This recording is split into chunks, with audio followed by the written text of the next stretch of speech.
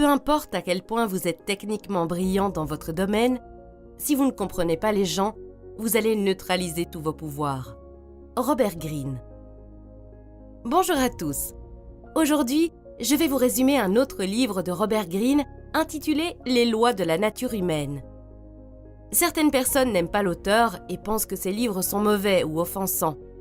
Je pense que c'est parce que Robert parle généralement du côté sombre de la nature humaine, dont beaucoup d'entre nous n'osent pas parler ou admettre que nous avons des qualités sombres. Se comprendre soi-même et comprendre les gens qui nous entourent est l'une des compétences les plus importantes que nous puissions avoir dans la vie. Après tout, nous sommes entourés de gens et nous traitons avec eux tous les jours.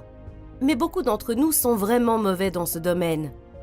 J'ai personnellement vu des personnes très talentueuses perdre leur emploi ou être confrontées à des problèmes à cause de leurs mauvaises aptitudes relationnelles.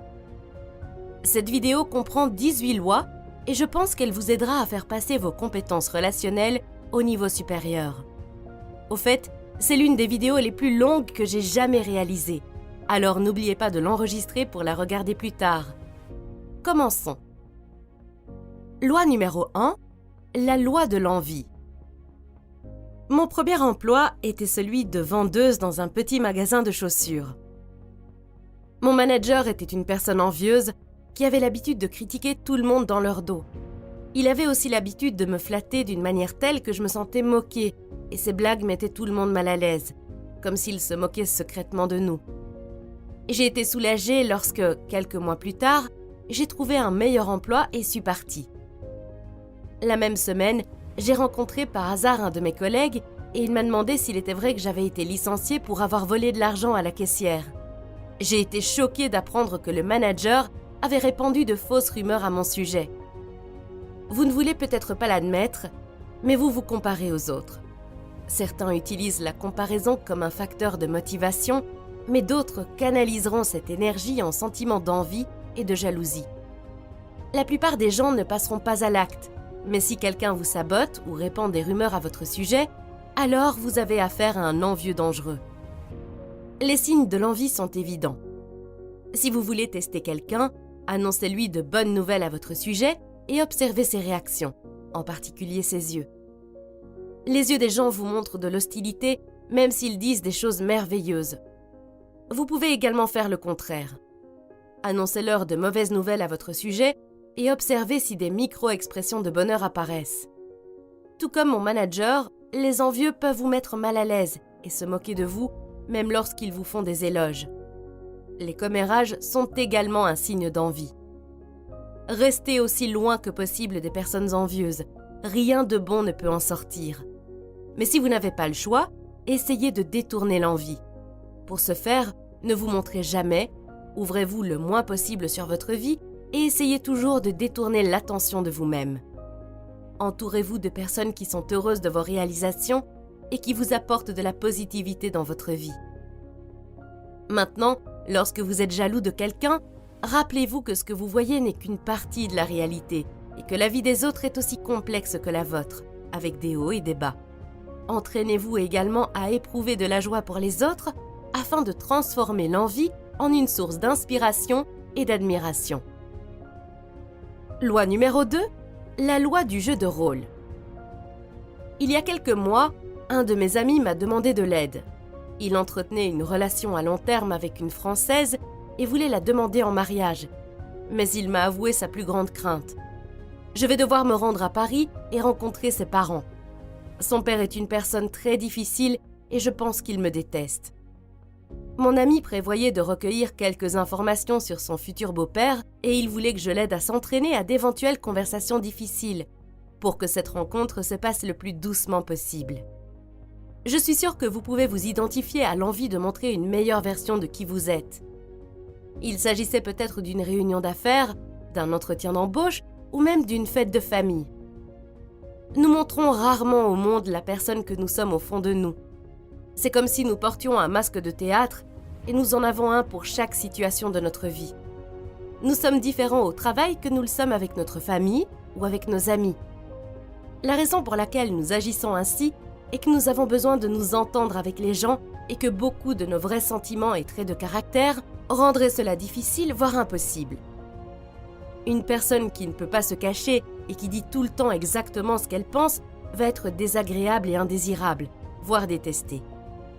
Si vous avez de la chance, vous pouvez être plus authentique dans vos relations proches, mais ce n'est pas le cas pour la plupart des situations sociales, notamment au travail. Si vous ignorez cette loi, vous gâchez une énorme opportunité de développer vos compétences sociales. Voici 2 conseils pour utiliser cette connaissance à votre avantage. Conseil numéro 1. Acceptez que ces masques sont nécessaires pour que vous puissiez fonctionner socialement et porter le vôtre fièrement. Vous n'êtes pas en train de manquer d'éthique, vous faites exactement ce que l'on attend de vous. Conseil numéro 2. Il existe de toutes petites fissures dans nos masques et notre véritable personnalité s'échappe parfois. Vous pouvez observer les gens et en apprendre davantage sur eux. Les enfants sont d'incroyables observateurs. C'est pourquoi les menteurs les détestent tant. Tout ce que vous devez faire, c'est retrouver cette capacité. Concentrez-vous sur leur visage. Micro-expressions, signes de tension, sourire forcé. Concentrez-vous sur la façon dont ils infligent leur voix et sur la rapidité ou la lenteur avec laquelle ils parlent. Ne soyez pas trop évident, sinon les gens pourraient être sur la défensive. Loi numéro 3, la loi du comportement compulsif. Avez-vous un ami qui tombe toujours amoureux de la mauvaise personne? Ils se promettent que la prochaine fois sera différente, mais ont le cœur brisé à nouveau quelques mois plus tard. J'avais un ami qui offensait toujours les gens sans le vouloir. Il le regrettait et s'excusait pour se retrouver à le faire à nouveau plus tard. Nos modèles de comportement sont influencés par une partie profonde de notre personnalité, appelée caractère. Le caractère nous accompagne toute notre vie. Il est donc plus facile de le voir lorsque vous analysez les actions des gens au fil du temps. N'oubliez pas que les gens ne font jamais quelque chose qu'une seule fois. Ils répètent leurs bons et leurs mauvais comportements. Et parfois, ils ne savent même pas qu'ils agissent ainsi jusqu'à ce qu'il soit trop tard. Voici donc comment utiliser vos connaissances sur le caractère pour améliorer vos relations. Conseil numéro 1. Prêtez attention au modèle de comportement des gens. Comment prennent-ils leurs décisions et résolvent-ils les problèmes? Plus important encore, comment gèrent-ils le pouvoir, les responsabilités et la pression? Les gens deviennent plus vulnérables et moins flexibles lorsqu'ils sont stressés. C'est alors qu'ils montrent qui ils sont vraiment. Conseil numéro 2. Privilégiez le caractère avant tout lorsque vous choisissez des personnes avec lesquelles vous souhaitez établir des relations. Lorsque vous choisissez un partenaire, par exemple, le caractère doit être plus important que le charme et l'attraction. C'est ainsi que vous éviterez de perdre des années de votre vie avec une personne incompatible et une relation toxique. Choisissez de vous lier à des personnes qui sont fortes, flexibles, empathiques et persistantes. Conseil numéro 3. Évitez les types de caractères toxiques. En voici quelques-uns auxquels vous devriez faire particulièrement attention. L'hyperperfectionniste. Il semble dévoué, mais se préoccupe davantage d'avoir le contrôle que d'obtenir de bons résultats. Le rebelle acharné. Il déteste l'autorité, les règles et ne peut accepter la critique. Leur instinct de rebelle va se retourner contre vous tôt ou tard. Le personnalisateur. Il est sensible et prend tout personnellement. Vous marchez sur des œufs pour ne pas les blesser et vous vous sentez coupable de les avoir insultés, même si vous ne l'avez pas fait. Le beau parleur. Il semble impressionnant, mais une fois que vous le connaîtrez mieux, vous découvrirez qu'il se vante en fait de choses qu'il n'a jamais faites ou ne fera jamais. Le prince ou la princesse gâtée. Ces personnes se comportent de manière enfantine et vous font sentir mal de ne pas leur donner tout ce qu'elles veulent. Le sauveteur. Il sera toujours là pour vous, vous donnera tout ce que vous avez besoin et résoudra tous vos problèmes, jusqu'à ce que vous essayiez d'être indépendant et que vous réalisiez qu'il essayait simplement de vous racheter et de vous contrôler. Loi numéro 4. La loi de la convoitise. Si vous avez déjà observé des petits-enfants qui jouent ensemble, vous remarquerez un comportement intéressant. Lorsque l'un d'entre eux attrape un jouet pour jouer avec, les autres enfants le veulent soudainement aussi. Et si vous leur dites qu'ils peuvent avoir tous les jouets qu'ils veulent sauf un, devinez pour quel jouet ils vont piquer une colère? Dès le plus jeune âge, on désire avoir ce que l'on n'a pas ou ce qu'on ne peut pas avoir. Le comportement se répète. On obtient ce que l'on veut et on s'en désintéresse aussitôt pour trouver un nouvel objet à convoiter. Rien ne tue plus vite notre imagination que la familiarité et la prévisibilité. Parfois, nous passons simplement d'un objet à l'autre, nous lassant facilement de tout ce que nous avons déjà, y compris nos relations. Les humains ne peuvent pas arrêter de convoiter, mais nous pouvons apprendre à l'utiliser en notre faveur. Voici 3 façons de le faire. Conseil numéro 1, découvrez ce que vous voulez. Identifiez ce qui est positif et ce qui est contre-productif dans vos tendances à la convoitise. Ne vous laissez pas facilement tromper et ne convoitez pas quelque chose simplement parce que c'est ce que tout le monde veut. Pensez aussi à tous les points négatifs. Beaucoup de gens désirent la célébrité, par exemple, mais sont-ils vraiment prêts à faire face au manque d'intimité et de liberté qu'elle entraîne? Conseil numéro 2, trouvez du plaisir dans votre réalité. Concentrez-vous sur le côté positif et soyez reconnaissant pour ce que vous avez aujourd'hui. Une relation plus profonde avec votre réalité vous donnera la concentration et le pouvoir de changer uniquement ce qui doit vraiment l'être. Conseil numéro 3, devenir un objet de désir insaisissable. L'honnêteté et l'authenticité sont des traits positifs, mais lorsqu'elles sont exagérées, vous pouvez devenir ennuyeux et prévisible, et l'attention des autres se portera rapidement sur quelqu'un d'autre. Au lieu de vous concentrer sur les choses que vous convoitez, concentrez-vous sur les fantasmes et les désirs inassouvis des autres, et devenez ce qu'ils désirent, et le reste viendra. Regardez-vous de l'extérieur. Comment les gens vous voient-ils, vous et votre travail? Une fois que vous le savez, façonnez leur perception et transmettez l'image exacte que vous souhaitez. Vous pouvez associer votre image ou celle de votre travail à quelque chose d'interdit ou de secret, car cela attisera leur curiosité et vous rendra plus attrayant. Ne soyez pas toujours disponible et donnez l'impression que tout le monde veut avoir votre travail. Tout comme les enfants qui se battent pour un jouet, les gens le voudront s'ils croient que d'autres personnes le veulent aussi.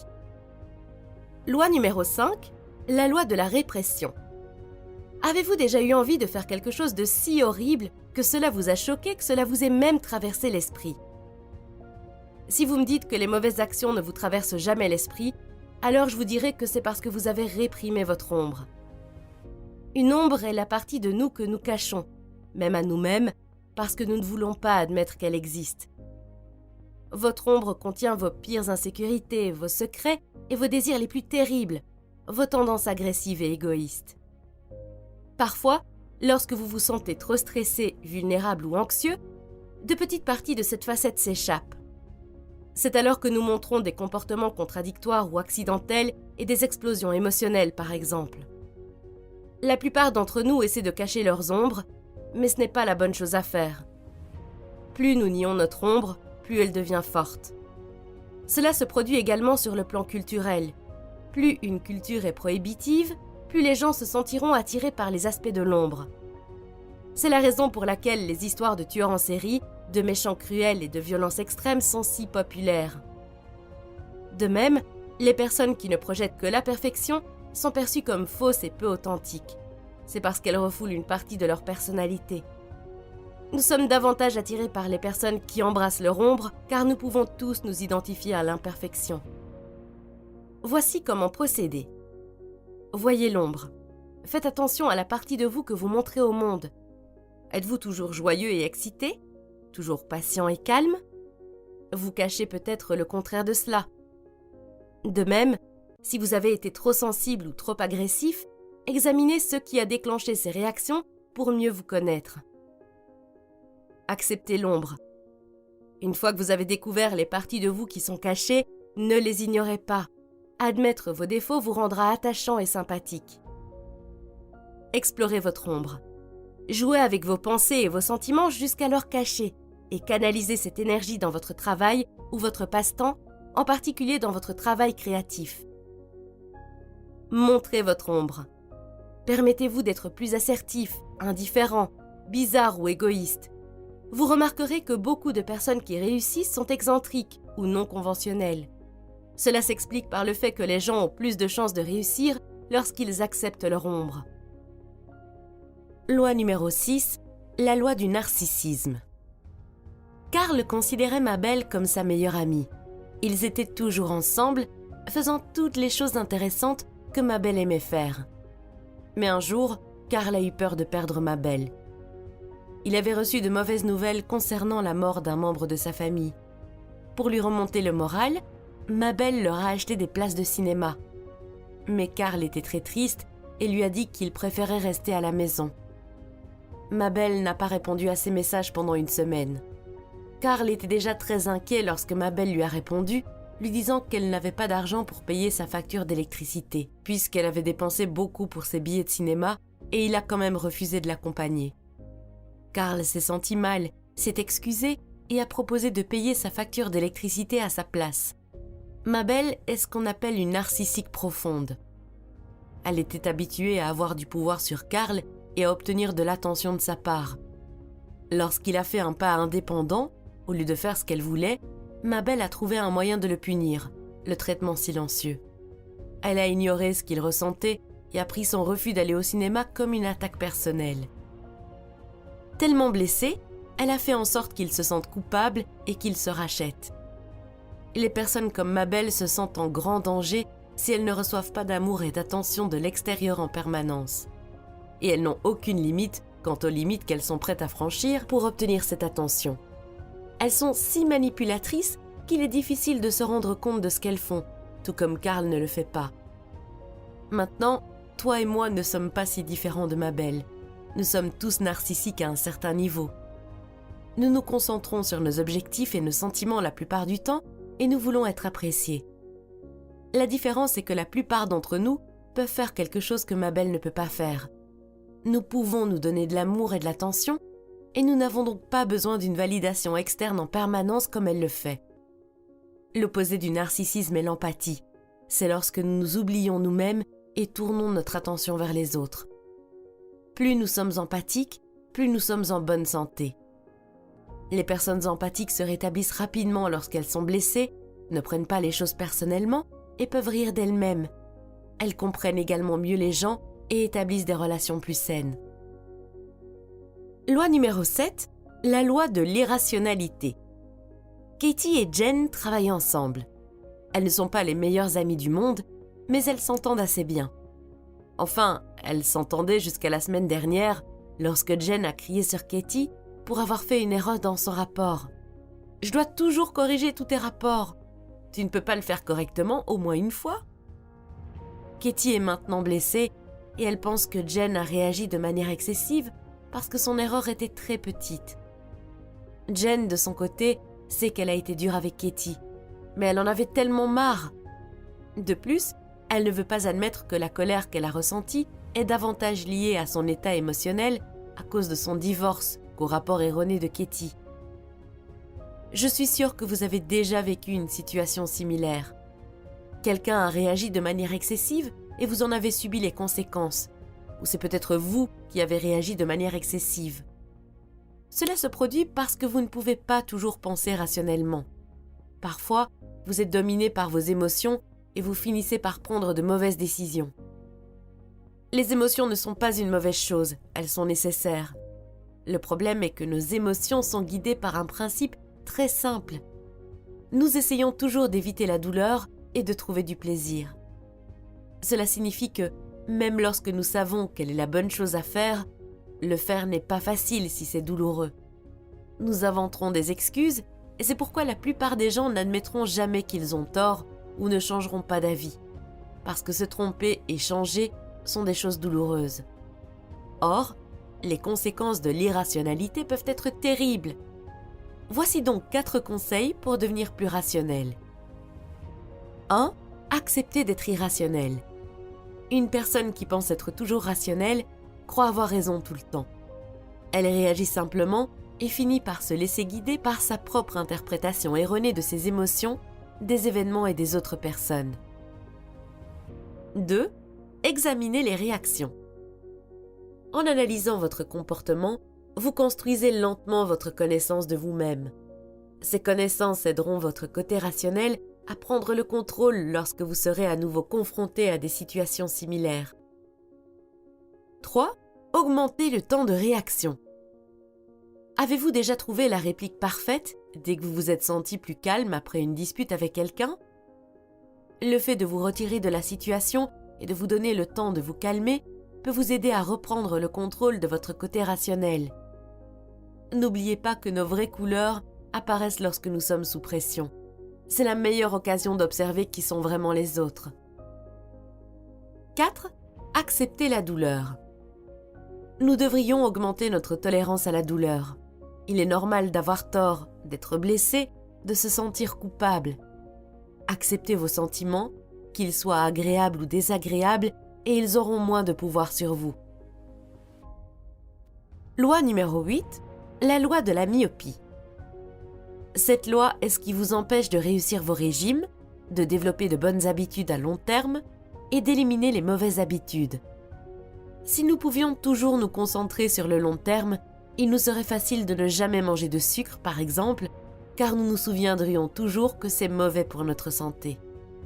Mais ce n'est pas facile d'y penser quand on a une énorme part de gâteau au chocolat devant soi, n'est-ce pas? Les gens réagissent généralement aux circonstances présentes et oublient que la plupart des choses sont temporaires et qu'elles ont des conséquences. C'est comme si vous étiez près de la base d'une montagne et que vous ne pouviez pas voir grand-chose parce que vous êtes entouré d'une forêt dense. Mais à mesure que vous montez, votre perspective s'élargit. Quand vous serez au sommet, vous verrez mieux que quiconque. Alors, comment pouvez-vous grimper cette montagne et voir la vue d'ensemble? Voici 4 conseils. Conseil numéro 1. Au XIXe siècle, les autorités ont décidé qu'il y avait trop de serpents venimeux à Delhi et ont offert une récompense à toute personne qui leur apporterait un serpent mort. Certaines personnes ont commencé à élever des serpents pour pouvoir les tuer et recevoir la récompense. Les autorités ont compris leur erreur et ont supprimé la récompense, mais les gens ne savaient plus quoi faire des serpents qu'ils avaient. Ils les ont laissés partir et par conséquent, il y avait encore plus de serpents à Delhi qu'avant. Parfois, nos actions entraînent des conséquences non désirées. Pour éviter ce problème, essayez de prévoir toutes les conséquences possibles d'une action donnée, même si elle vous semble évidente, et demandez-vous comment vous pouvez gérer chacune d'entre elles. Conseil numéro 2. Parfois, vous avez investi tellement d'énergie dans un conflit que vous refusez de le laisser tomber, même si vous savez que vous devriez le faire. Prenez du recul et demandez-vous: quelles sont mes véritables priorités? Si je gagne ce combat, cela m'aidera-t-il à atteindre mes objectifs? Certaines batailles n'en valent pas la peine. Conseil numéro 3. Lorsque vous effectuez un achat en ligne, je suis sûre que vous voulez le recevoir le plus rapidement possible, n'est-ce pas? Au fur et à mesure que le temps passe, nous devenons de plus en plus impatients. Nous devons travailler sur notre patience et établir des objectifs à long terme si nous voulons réussir. Conseil numéro 4. De nos jours, les informations sont partout et avec tant de détails accessibles, il est difficile d'avoir une vue d'ensemble. Vous devez entraîner votre esprit à filtrer les choses essentielles en fonction de vos priorités et de vos objectifs. Loi numéro 9. La loi de la défensive. Pour illustrer cette loi, l'auteur raconte l'histoire d'un adolescent rebelle qui a été pris en flagrant délit de vente de drogue à l'école. Il a été immédiatement suspendu, mais il devait quand même faire ses devoirs. Comme il n'avait manifestement pas envie d'étudier, sa mère a une idée. Elle lui a dit: « Le directeur ne te permet pas d'aller en classe parce qu'il veut que tu échoues. Il pense que les élèves ne peuvent pas apprendre à la maison. Il se sentirait mal si tu lui prouvais qu'il a tort. » Bien sûr, cela a eu l'effet exact que sa mère voulait. Pour se venger du directeur, le garçon avait plus d'énergie pour étudier que jamais auparavant. Nous aimons tous croire que nous possédons 3 qualités. Autonome.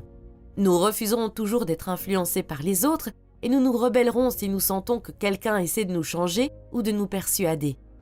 Intelligent. La plupart d'entre nous acceptent que nous ne sommes pas des versions modernes d'Einstein, mais nous croyons toujours que nous avons notre propre type d'intelligence. Bon, nous pensons que nous sommes des gens bien et que nous soutenons les bonnes causes. La première stratégie pour devenir un maître de la persuasion consiste à ne jamais mettre quelqu'un dans une situation qui menace l'une de ces 3 croyances. Travailler à l'intérieur de sa propre opinion, même si elle n'est pas positive ou réaliste. Soyez empathique et validez les croyances des gens avant d'essayer de les persuader. Laissez-les sentir qu'ils vous persuadent. Ils se sentiront supérieurs, ce qui est précisément ce que vous voulez car ils seront alors plus ouverts à vos idées. Stratégie numéro 2, soyez un auditeur attentif. Écoutez plus que vous ne parlez. Répondez à ce qu'ils ont dit par quelque chose qui les fait se sentir validés et qui les encourage à continuer à parler de leurs intérêts. Mais ne soyez pas trop évident, car ils seront sur la défensive si cela ressemble à une interview plutôt qu'à une conversation. Stratégie numéro 3, inspirez la sécurité. Lorsque nous croyons que les gens nous acceptent et nous aiment tels que nous sommes, nous nous sentons moins sur la défensive. Lorsque nous sommes avec des amis, par exemple. Votre objectif est d'apprendre à inspirer le même sentiment de sécurité aux autres personnes. Stratégie numéro 4, apaiser leurs insécurités. Nous avons tendance à aimer les personnes qui peuvent nous apprécier, alors identifiez leurs insécurités et ne les déclenchez jamais. Lorsque quelqu'un vous demande votre avis, il ne veut pas la vérité. Il ne veut pas non plus un mensonge. Ce qu'il veut, c'est être validé et voir son opinion confirmée, mais de la manière la plus réaliste et la plus aimable possible. Stratégie numéro 5, utilisez la résistance et l'entêtement des gens. Certaines personnes sont particulièrement résistantes. Elles ont l'impression que le monde est contre elles et qu'elles doivent donc y résister. Votre travail consiste à utiliser leur résistance et leur entêtement, comme la mère l'a fait avec son fils rebelle. Loi numéro 10, la loi de l'autosabotage. Supposons que 2 personnes voyagent à Paris, Marcus et Lydia. Marcus trouve que Paris n'a pas l'air très attrayant. La langue est difficile, alors il ne parle pas à beaucoup de gens car il déteste se mettre dans l'embarras. Les belles photos qu'il a vues ne correspondent pas à la réalité car les sites touristiques sont toujours bondés de touristes. Il se sent seul et mal à l'aise. Quand il rentre chez lui, il dit aux gens que Paris ne vaut pas la peine. Lydia, en revanche, est ravie. Même si son français n'est pas très bon, elle veut rencontrer de nouvelles personnes. Parfois, il se moque d'elle, mais elle rit d'elle-même et continue d'essayer. Elle finit par se faire des amis qui lui indiquent les meilleurs jours pour visiter les sites touristiques, afin qu'elle puisse prendre les meilleures photos. Elle a l'intention de revenir nous voir bientôt. Comme vous pouvez le constater, même si 2 personnes partagent la même expérience, une différence d'attitude et de perspective peut changer la façon dont elle les affecte tous les 2. Certaines personnes ont une attitude négative et étroite. Elles sont trop prudentes, ont peur de perdre le contrôle et s'attendent toujours à ce que le pire se produise, tout comme Marcus. D'autres personnes, comme Lydia, sont toujours ouvertes aux nouvelles idées et ont généralement des expériences plus positives. Voici quelques attitudes expansives qui peuvent vous aider. Attitude numéro 1. Remplacez la conviction par la curiosité et considérez-vous comme un explorateur sans peur et ouvert d'esprit. Attitude numéro 2. N'essayez pas d'éviter à tout prix les frustrations et les obstacles. Vous ne pouvez pas éviter les adversités, mais vous pouvez contrôler vos réactions face à elles. Considérez les événements négatifs comme des occasions d'apprendre et de devenir plus fort. Attitude numéro 3. N'adoptez pas l'attitude indifférente et sceptique qui est tellement à la mode actuellement. Ces personnes considèrent que les gens positifs sont naïfs, mais leur négativité est en fait un masque pour dissimuler leurs craintes. Attitude numéro 4. Ne prenez pas les choses personnellement. La plupart du temps, les réactions des gens à votre égard ne disent rien de vous, elles parlent d'eux-mêmes. Attitude numéro 5. Ne vous limitez pas. Votre corps et votre esprit peuvent faire beaucoup plus que vous ne le pensez. Lorsque j'étais encore à l'université, je tombais souvent malade avant un examen difficile ou une présentation importante. Cela se produit parce que les sentiments négatifs, comme l'épuisement ou l'anxiété, nous rendent plus faibles. Notre santé s'améliore lorsque nous sommes plus positifs. Loi numéro 11, la loi de la grandiosité. Nous avons tous déjà rêvé de quelque chose de grandiose, surtout lorsque nous étions enfants. Nous rêvons d'être la rockstar la plus populaire, d'écrire le prochain best-seller, de sauver tous les animaux de l'extinction ou de diriger l'entreprise la plus prospère du monde. Nous voulons nous considérer comme importants et avoir une opinion positive de nous-mêmes. Ce n'est pas une mauvaise chose. Les rêves grandioses nous émeuvent et nous donnent de la volonté et de la motivation. Le problème, c'est lorsque nos sentiments de grandiosité deviennent incontrôlables et nous conduisent à une version déformée de la réalité. Nous commençons à croire que nous sommes beaucoup plus grands que nous ne le sommes ou que tout le monde le pense, et nous perdons le contact avec la réalité. Pour éviter cela, nous devons canaliser cette énergie grandiose vers notre travail, nos objectifs et nos décisions, et non vers notre ego. Voici comment vous pouvez y parvenir et vous sentir épanoui. Conseil numéro 1, soyez honnête avec vous-même. Nous avons tous des ambitions et voulons nous sentir importants. Que voulez-vous et est-ce réalisable? Conseil numéro 2, au lieu de sauter d'un projet à l'autre, incapable de décider quelle idée fantastique est la meilleure, concentrez-vous sur un seul objectif raisonnable et faites un pas après l'autre. Conseil numéro 3, vos idées ne seront pas parfaites. Recherchez les réactions d'autres personnes à ce sujet et tenez compte de leurs opinions. Conseil numéro 4, choisissez des projets qui se situent un peu au-dessus de vos niveaux de compétences actuels. Pas en dessous, car il serait trop facile, pas au même niveau, car cela ne vous ferait pas progresser, pas trop au-dessus, car il serait fantaisiste et vous les abandonneriez dès que vous vous en rendriez compte. Conseil numéro 5, une fois que vous avez apprivoisé cette énergie, vous pouvez la laisser libre de temps en temps en vous lançant un défi plus grand. Loi numéro 12, la loi de la rigidité du genre. Dans de nombreuses cultures anciennes, comme celle des Perses et des Égyptiens, on croyait que les humains étaient à la fois mâles et femelles. Le mythe dit que cela les rendait si puissants que les dieux se sont sentis en danger et ont divisé les humains en deux. Et c'est ainsi que nous sommes devenus soit masculins, soit féminins. Selon Green, nous avons tous des qualités masculines et féminines, mais en grandissant, nous nous identifions trop à l'une ou à l'autre, en fonction de notre génétique et de l'influence de nos parents. Nous réprimons donc nos autres qualités, et ce faisant, nous perdons des dimensions importantes de notre caractère et de notre personnalité. Un exemple de ce phénomène est celui d'une personne qui croit que la rationalité est une caractéristique masculine exclusive. Elle dépréciera les hommes qui sont plus émotifs et dira des choses comme « les garçons ne pleurent pas », alors qu'il est prouvé que les hommes peuvent être aussi, voire plus, émotifs que les filles. Nous devons nous sentir à l'aise avec nos qualités masculines et féminines et cultiver l'équilibre. Lorsque nous aurons parcouru cette distance intérieurement, nos relations extérieures s'amélioreront car nous nous sentirons davantage connectés à tous les êtres humains, indépendamment de leur identification sexuelle. Pour progresser, individuellement et en tant que société, nous devons cesser de chercher à nous intégrer. Ne vous conformez pas au rôle du genre que l'on attend de vous et n'exigez pas cela des autres, surtout des enfants. Au contraire, créez un rôle qui vous corresponde et qui corresponde à ce que vous êtes, indépendamment des caractéristiques de votre sexe. Regardez à l'intérieur de vous, prenez conscience des traits masculins ou féminins que vous avez perdus en cours de route et renouez progressivement avec eux.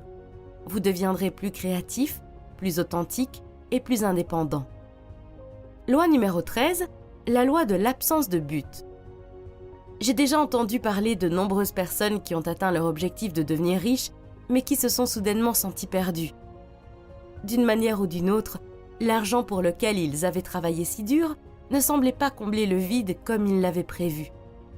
Nous entendons d'innombrables histoires, parfois très tragiques, de personnes riches, célèbres et prospères, mais qui ne sont pas heureuses. Cela se produit parce que des choses comme l'argent et la célébrité n'ont aucun sens si elles ne sont pas liées à un objectif plus élevé. Ce ne sont que des choses dont vous voudrez toujours plus. Sans but, vos objectifs ne vous apporteront pas d'épanouissement. Au contraire, ils seront facilement remplacés par de nouveaux objectifs dénués de sens dès que vous les aurez atteints.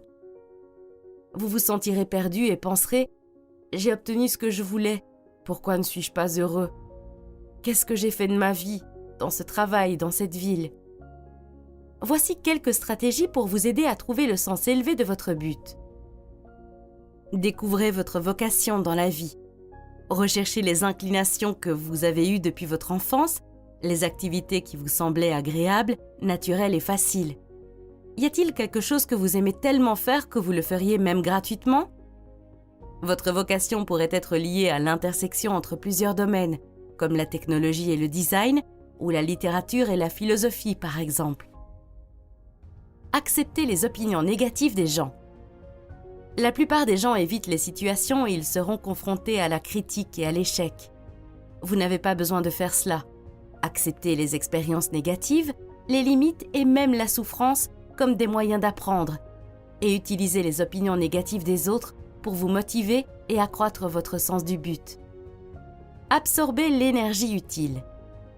Nous sommes extrêmement sensibles à l'humeur et à l'énergie des autres. Essayez toujours de vous associer à des personnes qui ont un sens élevé du but à atteindre, car elles vous inspireront le meilleur d'elles-mêmes. Créez une échelle d'objectifs décroissants. Les objectifs à long terme vous apporteront clarté et détermination. Ils sont ambitieux et vous motivent. Le problème est qu'ils sont également source d'anxiété. Pour y remédier, vous devez créer une échelle d'objectifs plus petits et plus simples qui mène à votre objectif principal. Pensez à des objectifs que vous pouvez atteindre dans des délais relativement courts afin de ressentir de la satisfaction et de vous rappeler de temps en temps votre but. Loi numéro 14, la loi du conformisme. Dans les années 1950, le psychologue Solomon Asch a réalisé une expérience de groupe. Il a montré aux participants un segment de ligne, puis 3 autres, et leur a demandé de choisir laquelle des 3 lignes correspondait à la longueur de la première. Lorsque Solomon interrogeait les participants individuellement, ils choisissaient souvent la bonne ligne. Mais lorsqu'on le demandait en présence d'autres personnes, à qui on avait dit de choisir intentionnellement la mauvaise ligne, environ 75% des participants choisissaient la ligne que le reste du groupe avait choisie. Il existe d'innombrables exemples de conformité dans nos vies. La façon dont nous nous habillons, les aliments que nous mangeons et les marques que nous achetons sont fortement influencés par nos groupes sociaux. Nous ne nous conformons pas parce que nous sommes naïfs ou faciles à manipuler, mais parce que nous avons besoin de nous sentir à notre place, que ce soit dans un petit groupe, comme notre groupe d'amis, ou dans un plus grand, comme le pays dans lequel nous vivons. Le seul problème est que, pour pouvoir nous intégrer, nous sommes prêts à ignorer notre côté rationnel, ce qui nous incite à prendre des risques inutiles. Puisque nous ne pouvons pas éviter la conformité, nous devons trouver les éléments qui peuvent déclencher cette réponse irrationnelle en nous, afin de pouvoir continuer à appartenir et à coopérer, tout en conservant notre indépendance et notre rationalité. Pour ce faire, Green suggère que nous formions un groupe de réalité. L'idée est d'utiliser cette force sociale dans un but positif, pour créer quelque chose de grand ensemble. Voici comment procéder. Conseil numéro 1.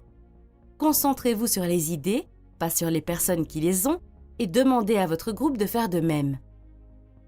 Conseil numéro 2. Fixez un objectif, une mission positive qui rassemble les membres du groupe, et énoncez-les clairement, afin que chacun sache où vous voulez en venir. Conseil numéro 3. Utilisez votre énergie mentale pour faire les choses essentielles et n'ayez pas peur de déléguer aux personnes en qui vous avez confiance. Conseil numéro 4. Encouragez la communication et laissez les informations et les idées circuler librement. Plus vous aurez d'informations, meilleures seront les décisions que vous prendrez. Conseil numéro 5. Les gens sont sensibles à vos émotions, surtout si vous êtes le leader. Assurez-vous d'apporter les bonnes émotions au groupe. Confiance, tranquillité et détermination. Loi numéro 15, la loi de l'inconstance. Les êtres humains sont ambivalents par rapport au leadership. Nous voulons être guidés, mais nous voulons aussi prendre des décisions. Nous voulons être protégés, mais nous voulons aussi être libres. Lorsque vous êtes un leader, les gens seront toujours prêts à vous tourner le dos dès que vous faites une erreur. Voici donc 6 stratégies pour mieux diriger et asseoir votre autorité. Authenticité. L'autorité que vous voulez établir doit émerger naturellement de votre caractère. Il y a plusieurs types de leaders et vous devez faire comme vous. Attitude. Soyez à l'écoute, concentrez-vous sur l'aide et le service aux autres plutôt que sur vous-même. Et n'oubliez pas qu'être un leader est une énorme responsabilité, pas un privilège. Vision. Dans les moments difficiles, soyez la personne qui peut voir au-delà de la peur et du stress et ramener tout le monde à l'essentiel. Ton. Travaillez aussi dur, voire plus que votre équipe. Montrez l'exemple et les membres voudront automatiquement s'élever à votre niveau. Tabou, donnez plus que vous ne prenez. Si vous en prenez trop, vous pouvez créer un sentiment d'insécurité qui amènera les gens à remettre en question votre autorité. Adaptabilité, à mesure que vous inspirez confiance et respect, votre autorité grandit, mais avec le temps, les gens pourraient vous considérer comme vieux jeu et dépassé. Vous devez toujours trouver des moyens d'adapter votre style de leadership au temps nouveau. Loi numéro 16, la loi de l'agressivité. L'agressivité a toujours été un outil que nous utilisions pour nous défendre contre le danger et pour lutter pour les choses dont nous avons besoin, comme la nourriture et le logement. De nos jours, nous n'avons pratiquement plus besoin de chasser, de nous battre contre des animaux ou de nous disputer une grotte. Mais nos pulsions agressives jouent toujours un rôle dans nos vies.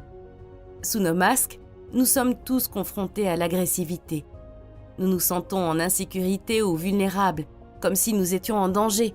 Alors, nous devenons agressifs. C'est alors que nous finissons par dire et faire des choses que nous regrettons par la suite. Voici quelques conseils pour gérer l'agressivité. Conseil numéro 1, reconnaissez vos schémas. Vous devez savoir où vous canalisez votre agressivité afin d'apporter un changement conscient. Conseil numéro 2, ne vous retenez pas. L'agressivité est comme la pression. Si vous ne la laissez pas sortir d'une manière ou d'une autre, elle va exploser et vous blesser. Conseil numéro 3, admettez vos ambitions et utilisez-les pour vous développer et vous améliorer. Conseil numéro 4, ignorez vos doutes et soyez persévérant. Conseil numéro 5, dirigez votre agressivité vers les problèmes que vous devez résoudre, mais ne vous défoulez pas sur les personnes concernées, peu importe si vous pensez qu'elles le méritent ou non. Loi numéro 17, la loi de la myopie générationnelle. L'une des choses qui m'a le plus étonnée dans les histoires que mes parents et grands-parents me racontaient, c'est qu'à l'époque, les rôles sociaux étaient clairement définis et très fixes. Il y avait des règles très claires sur ce que les gens étaient censés faire et personne ne remettait cela en question. Ces aspects sont très différents de la façon dont les familles et la société s'organisent aujourd'hui et de la façon dont nous gérons les différences, n'est-ce pas? Chaque génération est un mélange de croyances et des idées de leurs parents et du besoin de se séparer de la génération précédente. Ce mélange crée un zeitgeist, un esprit du temps, formé par certains goûts, croyances, batailles et façons de penser. Vous intériorisez ces influences autant que n'importe qui d'autre. Nous sommes tous des produits de notre époque. Vous devez comprendre le pouvoir que l'esprit de votre génération exerce sur vous afin d'être plus indépendant des restrictions qui l'accompagnent.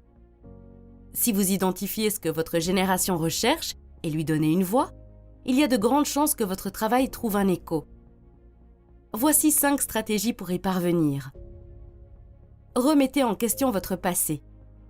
Vous avez peut-être envie de créer quelque chose de nouveau, mais vous vous sentez bridé par les valeurs avec lesquelles vous avez été élevé. Il est normal d'hésiter, mais n'ayez pas peur d'exprimer les tabous de votre génération. Adaptez le passé à l'esprit du présent. Les frustrations de votre génération ont certainement été ressenties auparavant par une autre génération. Qui étaient les leaders de l'époque? Qu'ont-ils fait?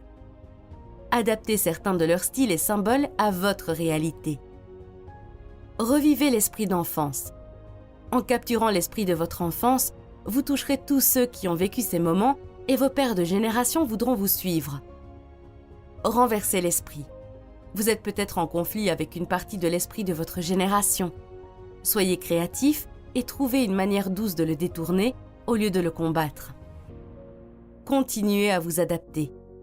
En vieillissant, nous avons tendance à rester attachés à nos valeurs, nos idées et nos styles. Améliorez votre flexibilité en vous entourant de personnes de différentes générations. En prêtant attention à leurs valeurs, idées et perspectives, vous élargissez les vôtres. Loi numéro 18, la loi du déni de la mort. Vous est-il déjà arrivé d'avoir des mois pour travailler sur un devoir scolaire et de finir par le faire la dernière semaine ou même le dernier jour avant la date limite? Vous l'avez remis à plus tard et ne vous êtes senti motivé pour travailler efficacement qu'à l'approche de la date limite. C'est très similaire à ce que nous ressentons face à la mort. Nous allons mourir un jour et ce sera notre échéance. L'idée de la mort nous rend anxieux alors nous la refoulons autant que possible. Mais en réprimant l'idée de la mort, nous prétendons ne pas avoir d'échéance et nous remettons les choses à plus tard. Au lieu de chérir la vie, nous gaspillons nos journées comme si nous avions tout le temps du monde. Si vous avez 30 ans en ce moment, cela signifie qu'il vous reste encore 30 années vraiment productives. Après 60 ans, la plupart des gens n'ont plus beaucoup de force et de passion pour faire ce qu'ils veulent. C'est pourquoi je pense qu'il est juste de dire que les véritables années productives qui restent sont de 30. Sur ces 30 ans, vous passerez 8 ans à dormir. 2 ans seront consacrés au déplacement, comme aller au travail, à l'église, voyager pour rencontrer des amis, etc. Vous passerez en moyenne 3 ans à prendre soin de vous, à vous doucher, à faire le ménage, etc. Disons que vous passerez encore 2 ans à vous divertir et à vous amuser. Si vous déduisez tout cela du total de 30 ans, vous verrez qu'il ne reste que 15 ans pour être vraiment productif et faire les choses que vous voulez faire. 15 ans, ce n'est pas très long. J'ai l'impression que c'était hier que nous sommes entrés en 2021, mais maintenant 2021 est terminé et nous sommes en 2022. Et 2022 passera tout aussi vite. La vie est vraiment courte, et se souvenir que vous allez mourir va vous aider à donner la priorité aux choses que vous voulez vraiment faire dans la vie. Nous vivrons des vies plus complètes si nous nous connectons à la réalité de la mort.